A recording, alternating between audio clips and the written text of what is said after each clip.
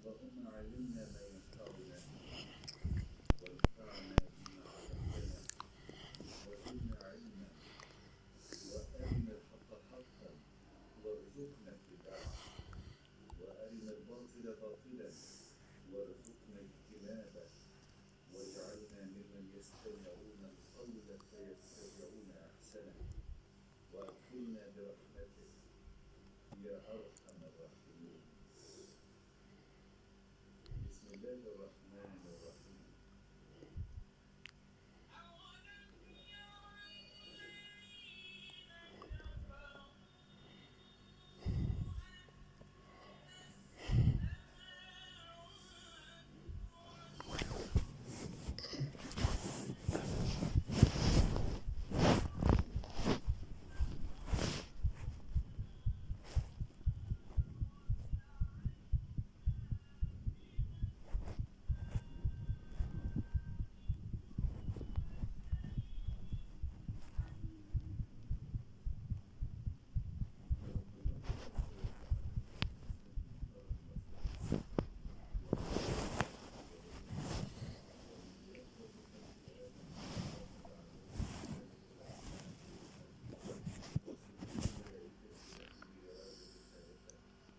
وجعل مدرس فيه العبادة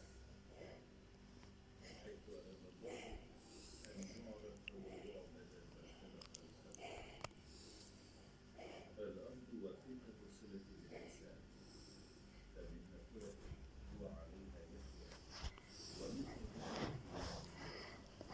وقد أخبرنا سبحانه بالحوادث العديدة والمدينة التي دخلت في هذا الكون ليعيش عليها الإنسان ويمتن الله عليها عبادته من أحسن عملا ومن أقل سبيلا.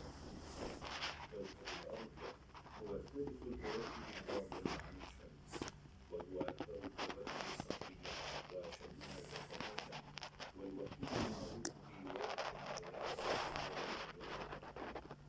ومنه الجاذبية الصحية والمدنية هي بنية نموذجية للأرض المنتشرة في ضواحيها وتتكون من صفائح منحسرة يتفرق بعضها ببطء بالنسبة لبعضها الآخر وتحصل زلازل ونشاطات بركانية محركة الحدود التي تتصادم عندها هذه الصفائح.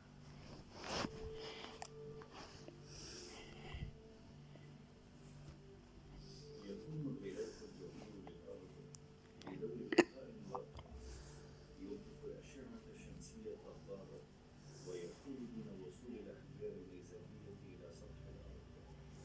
إلى ذلك يحتبس الغلاف الجوي كمية من الحرارة كافية لتحول بين خطوط درجات قصيرة من البرودة كما يدرك منها حوالي 70% من سطح الأرض وهو لا يمكن للوصول السائل على سطح أي كوكب آخر.